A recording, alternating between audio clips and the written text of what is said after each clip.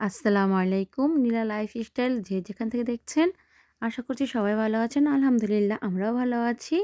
আমি নীলা ইতালি থেকে বলছি। প্রতিদিনের মতন আজকে একটা নতুন ভিডিও নিয়ে হাজির হয়ে গেছি। আর শুরুতেই দেখাচ্ছি আপনাদের এই যে ছোট্ট কিছু গিফট, ছোট না আমার কাছে খুবই বড় আর অনেক পাওয়া। কারণ বিদেশি চিনি না, জানি না, তাদের কাছ থেকে কিছু পাওয়া মানে অনেক আরকি কি বলবো অনেকই আমার কাছে। কারণ আমার ছেলেকে অনেক তারা আদর করে। তো এগুলা হলো চকলেট।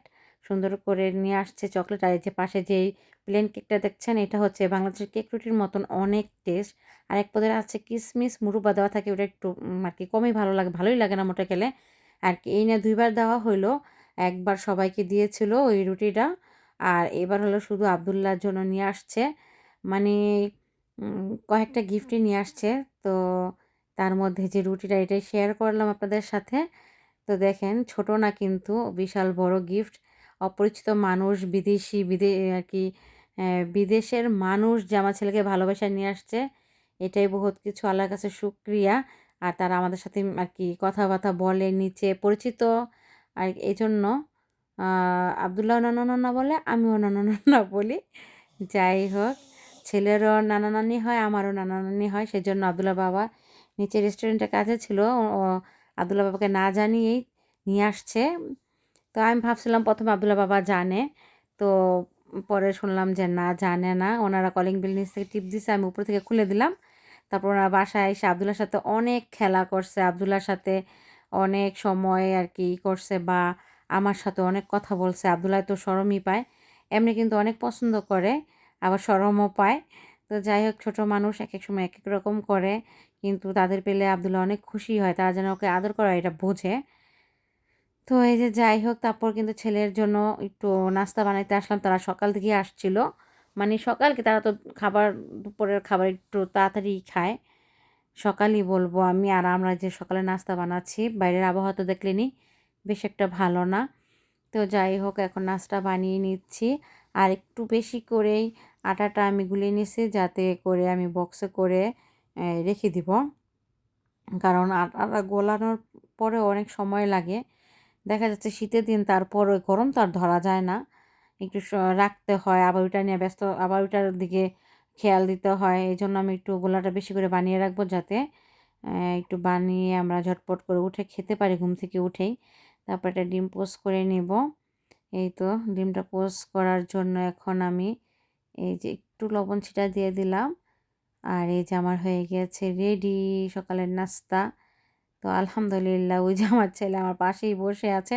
ঝটপট করে খাইয়ে দাইয়ে এখন কিন্তু আমার একদম দুপুরের রান্নাটাকে নাকামুখো হয়ে গেছে।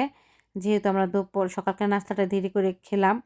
তো দুপুরের খাবারটা দেরি হলে সমস্যা নাই, কিন্তু আয়োজন তো রান্নাটা তো সারতে হবে। দেখা যাচ্ছে রান্না করতে, করতে কিন্তু আ দুপুরের সময় হয়েই যাবে বা খিদে লেগেই যাবে আমাদের। কমপক্ষে তো ২ ঘন্টা, ২.৫ ঘন্টা পরেই কিন্তু ক্ষুধাটা লেগে যায়। আর এই যে আমার এখানে গোস্তগুলো আগেই ভাজা ছিল। মানে আগের দিনই ভেজে আমি ফ্রিজে রেখে দিছিলাম নরমালে। আর সেটাই এখন নামিয়ে রাখছি। আমার মসলাটা এখন কষাচ্ছি। কষানো হলে পরে আমি গোস্তটা দিয়ে আরও ভালো করে আরকি কষায় নিব। কারণ ফ্রিজে নরমালে ছিল, তারপরও না শক্ত হয়ে রইছে। তো এই যে এখন আমি একটু ডিম করে দিলাম।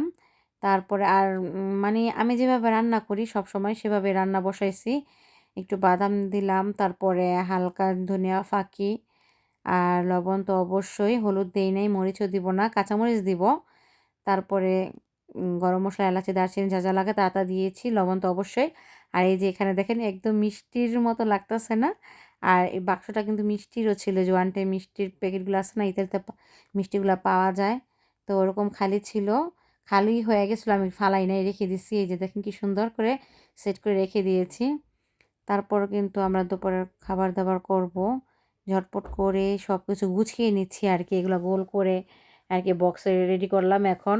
সব যা, যা করা দরকার সব আমি এখানে করি। আর করার শেষে আবার এক এক ঝাঁক করি। তারপর আবার যেটা যেখানে রাখা দরকার সেখানে রাখি। সময়ের ব্যাপার। তারপরে এই যে যাই হোক, এখন রোস্টটা হয়ে গেছে। আমি এটার মধ্যে একটু ফাঁকি দুধ দিয়ে দিলাম, ডানু। তো এখন একটু সুন্দরভাবে করে নেব। আর রোস্টটা না বেশি ঝোল, ঝোল থাকলে আবার ভালো লাগে না। ঝোল থাকলে ভালো লাগে, কিন্তু ঝোলটা একটু ঘন হইতে হয়। তো আমরা আবার একটু মানুষ অল্প, এত ঝোলতে কী করব, সেজন্য একটু মাখা, মাখা করে রাখবো। ঝোল থাকবে সীমিত। তারপরে এই যে দেখেন ধোয়ার জন্য কিচ্ছু দেখা যাচ্ছে না। আর একটু কাবাব ভেজে নিব। আমার ছেলে এত আইটেম দিয়ে খেতে পারে না। একটা দিয়ে ছোট মানুষ। তারপরে শখ করে ভেজেছি। কাবাব বানানো ছিল বাসায়। তো ট্রাই করলাম যে পারে কিনা, দেখলাম যে না, পারে না। আর এই যে আমার ছেলের পছন্দের খাবার আজকে একটু বানাচ্ছি। তো এই তো কাবাবগুলা আমি এখন অলরেডি ভাজছি, কিন্তু আজকে কী যে হয়েছে আমি বুঝতেই পারতেছি না, ভুলেই যাচ্ছি বারবার, আর একদম পুড়ে যাচ্ছে। এটা কিন্তু একে পোড়ার কথাই না। তো কী আর করব, যা আছে ভাগ্যে তাই হবে। আর এখানে আমি পোলাওটা ভেজে নিচ্ছি ভালো করে। দেখতেই পাচ্ছেন কাঁচামরিচ, দারচিনি, এলাচি যা যা দরকার সব দিয়ে, কিশমিশও দেওয়া হয়ে গেছে, কারণ এটাও আমার ছেলের অনেক ফেভারিট। তো এখন ভেজে যে আমার রান্না কমপ্লিট হয়ে গেছে, আমরা খাওয়ার জন্য প্রস্তুত। দেখেন মাশাআল্লাহ, আলহামদুলিল্লাহ খুব ভালো হয়েছে। আজকে আর সালাডটা ছিল না, তাই সালাদ বলতে টমেটো ছিল কিন্তু বানালাম না। বানিয়েছি আর কি, আমার আর কি ছেলে খাবে না, সালাদ দেই নাই, শুধু টমেটো দিয়ে বানানো হয়েছে আর কি। সালাডটা ছিল না। সালাদ বলতে দেখেন বারবার ভুলই বলতেছি, সালাদ বলতে হচ্ছে শসাটা। এমনি শুধু টমেটো আর লাল পেঁয়াজটা দিয়ে আর কাঁচামরিচ দিয়ে বানিয়েছি। এটাই আমার কাছে ভালো লাগে, খারাপ লাগে না, এটাও টেস্ট আছে। আর বারবারই বলতেছি সালাদ বানাইনি, মানে শসাটা দেই নাই, এটাই বলতে আর কি। একটা চাইলে আরেকটা মুখ দিয়ে আইসা পড়ে, শীতের কারণে সমস্যা নাই। তবে যাই হোক, এই যে খাবারটা আমি খাবো। আর আলহামদুলিল্লাহ খুব মজা হয়েছে, অনেক ভাল লাগছে।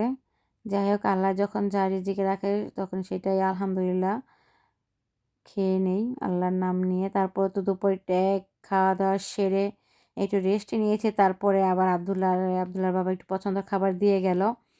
তাও এই তো ছিল আমাদের ছোট্ট দিনের ছোট্ট একটা ব্লগ। শীতের দিনে মা ছেলে সারাদিন বাসায় থেকে যা যা করি তাই আপনাদের সাথে শেয়ার করলাম। অবশ্যই কেমন লাগলো জানাবেন। আল্লাহ হাফেজ, সবাই ভালো থাকবেন।